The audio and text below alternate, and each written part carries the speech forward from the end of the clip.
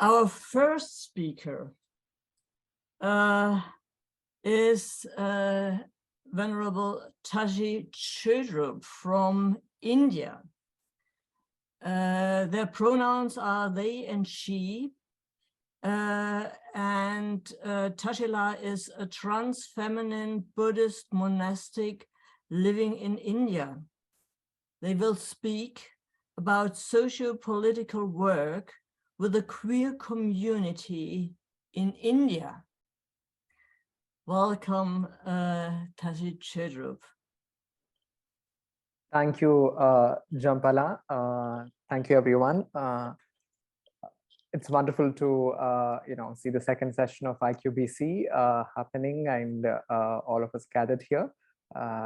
Thank you all very much. Yeah, I mean, right now I'm sitting in Bodh Gaya. I wasn't expecting that I would be in Bodh Gaya when I'll be doing when we're doing IQBC, but unexpectedly happened to come here for some work, and it's great to be here while being part of IQBC. I'm not, first disclaimer and warning, I am not great at the business of being a speaker and talking. And also the title of it is quite interesting because, role models, queer Buddhist role models. I'm not really sure if I'm a role model, to be honest, especially in the recent times. I'm learning that, realizing that as a queer, as a Buddhist person, as a queer person, trans person, I am too nice, too good, too accommodating. And I'm not saying it in a very good way, because I feel this too nice and too accommodating is what, as a trans person with certain privileges, figured out this is the way to survive. This is the way to exist in the spaces that I exist by, overcompensating. I mean, I'm not saying again it has not done any good. One part of it is probably it helped me build the friendships and relationships and allyships that happened over the course of time. But also I think the not so good part of it is that and I think it did set, and it continues to set a very difficult standard for a lot of queer trans people, especially those without the privileges what I have, to be that nice and accommodating all the time. So yeah, I am not sure if I'm a role model when I think about that.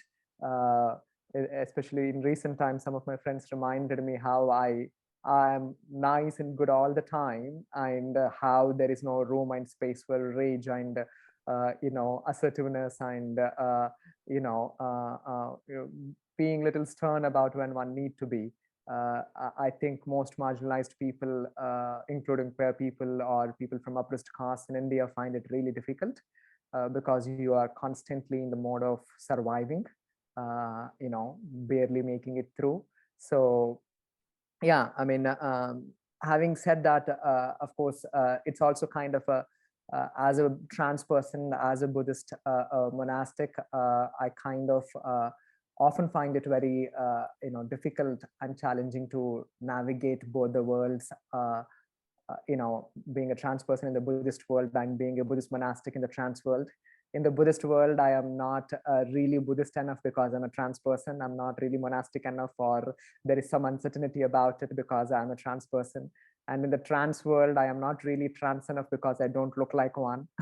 And my experience is little too distant for many of my peers and fellow community members, I think. So, I'm saying this because I'm just trying to establish I'm not a role model. And also saying that I find it difficult. It's not easy. No matter how much I try, no matter how much of support there is often, it is overwhelming. So today I'm kind of mostly going to share a story which happened in the recent past, continues to linger in my present very much. And of course, as much as I try while sharing this not to be biased, but this is my version of the story. So obviously I'm going to be biased about it, I think, as much as I try not to be. So just a warning about that. And also I'm not sharing this because they need to be in need to see who is right and wrong, or not to put on blame on some, or have an oppressor and oppressed roles, but rather to see how in these circumstances and situations we can do better without losing our compassionate self, right? And also not because I have answers again how to do that, but rather because it's rare to have a gathering such as this. I thought what's better place and better community to share it with than here. So like Jampala said, I work in India, and I kind of do work with the grassroots queer trans communities. And of course, it's a story of certain oppression, but also it's a story of certain thriving and, a lot happening, certain change happening, but it is really not enough kind of. So I work closely with police in terms of crisis intervention, families where there's a conflict between the queer persons and their natal families, and also with the government in terms of thinking through the welfare programs and policies such that. And also, of course, in the last over whatever, so I work in this very small state called Telangana in South India. And our mother tongue is Telugu per se. And interestingly, the language for queer people or the vocabulary for queer people in Telugu language is almost non-existent, which makes the work much more difficult. And the language is highly gendered. And most of the times, any kind of interactions around or conversations around sex, sexuality are often very degrading or not respectful. Yeah, so just to give the context of that. So in last over 10 years or 14, 15 years of my work, at least in the particular last 10 years, me along with quite few queer people have put in continuous effort and engagement with the other marginalized communities and groups in the city where I work, namely many feminist groups, women's rights groups, as well Dalit communities and Bahujan communities who are from oppressed caste.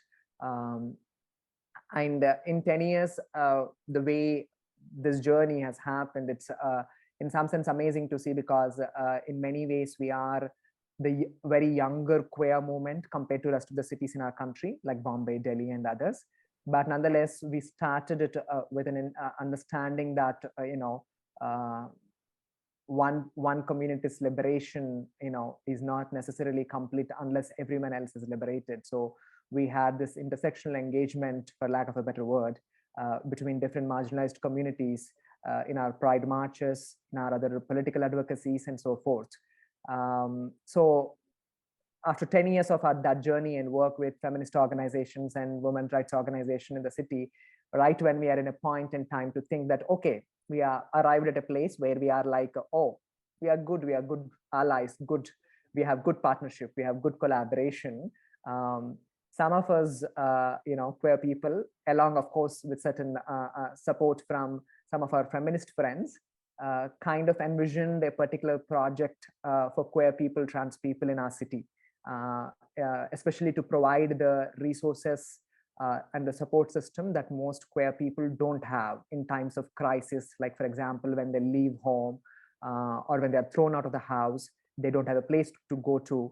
And often when they run away from the house, the parents lodge police complaints of missing or theft from their own house. So while they are outside their natal families for the first time, and also have to deal with police in police cases, they do not have any support, no legal support, no social support, no peer support, and no place to stay. So keeping all that dynamics in mind, and of course, most of the times in last 10 years, we tried to help people in those particular situations by kind of individually keeping them in one of the community person's house, or per se dealing with as a group of people, or from case to case basis, situation to situation basis. But especially in COVID, what we realized is that it wasn't easy at all, because people leaving homes, keeping in your house. It was not so safe entirely. Social distance, people being thrown out of the houses. It became particularly more challenging. And that's when we also kind of had the strong urge that this support work has to be more constructive, more stable, more sustaining, and a more, slightly established in a certain way that it is not a burden on any few community members. And also it is more long sustainable work. So having that in mind, we kind of envisioned a project, designed one. And of course, now queer movement in the country is very new. We don't have many organizations with required documentation and things and all that. So that means we needed an organization to host the project so that there can be funding, money coming, have administrative support, all that. So interestingly, one of the long-standing organization that I've been part of, a feminist organization, has agreed to host the project, right? And we were very happy. We are elated, and both of us worked together. The Queer Trans Community Collective and the organization worked together. We got funding, and we raised some more money to buy, furniture and stuff to set up this place, a temporary shelter place, to provide legal support, mental health support, all that. While things were going fine in terms of raising money, in terms of raising support, setting up the place, suddenly towards the point where we're about to set up the place, in fact, surprisingly, we even received certain kind of legal support from government to be able to run the place, to be able to actually run it without hassle, which was surprising, which never happened almost anywhere in the country, to actually have backing from government to run a place like that, or from one particular department of the government actually came forward to support in terms of government legal logistics. But at one point, suddenly the feminist organization, which I'm also part of, right? Some of the senior members suddenly realized, or suddenly raised an objection to the possibility of hosting this particular project in the organization, because they felt that this requires a lot of work with police, a lot of effort with the police, going around running police stations, working with government.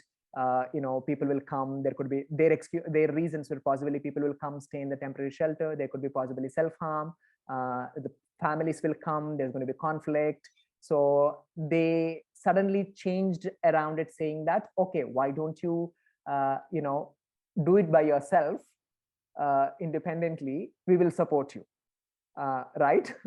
You do it independently, autonomously as queer trans people, and we will support you. Then it became quite these are all friends have known for most of my adult life, people who have learned stuff from, right, who taught me a lot, and suddenly looking at their hesitation and looking at their reluctance of, okay, now suddenly seems risky, we don't want to do it. And also asking queer trans people to do it independently, autonomously, was baffling bit, because queer trans people in our country, although of course homosexuality is decriminalized, we just started having identity cards for trans people from the government in the last 2 years. It felt a little bizarre, because queer trans people are really not independent themselves in any sense. We are not recognized as independent, autonomous beings by ourselves anyway, because our gender still has to be asserted by a psychiatrist.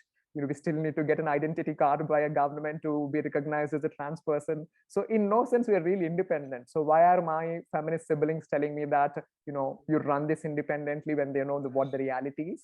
And also, what also became more evident or challenging is that when they say that, oh, you do it will help you, but it is not about me doing or some of us doing and you helping us. It is about we working together. Those are two very different things. When you say you help us, you think this is someone else's work and you just want to pitch in and help. But when you consider this, our work, we work with each other. We are not in the business of helping each other, but we are in the business of working with each other. Jampala. I'm sorry, I would like to listen much longer, but we are a little bit out of okay. Sure. Sorry. No, I'll cut it short. No problem. Thank you, Jampala. So my larger concern, understanding in all of this engagement with friends with whom we suddenly seem to have disagreements about, wanting to do, not doing this project, was that solidarity, as such, can't be taken granted. Even for me, what I felt was that I was misreading a lot of their support. I was not, me and other queer people who were part of it, we were not really looking at, they were our, allies, partners, but that partnership requires constant work. That solidarity is not a one-time announcement to say that, oh, I am with you and it is done business, but rather it requires an everyday effort, right? Solidarity is not rather an announcement, but a practice. The practice that need to be actively, consciously practiced with effort, diligence. And I think we often kind of miss out, how do we build this kind of solidarity, right? How do we ensure a sustaining, transparent, full-fledged solidarity that has room and space for disagreement, but at the same time also, figure out a way of supporting each other even in disagreement, even when there is a difference of opinion, instead of becoming suddenly these two, oh, you're one, us and them, right? How do we do it as queer people, especially as marginalized people, where often most of other people, cis people, privileged people, will make you think that, oh, you should be very grateful and thankful because we are letting you be yourself, we are, we are accepting you, and we are so nice to you. So how is that we engage, this kind of contestation or, conflict within allies, within partners, within friends, is what I wanted to leave with. Yeah, thank you. Thank you, Jampala.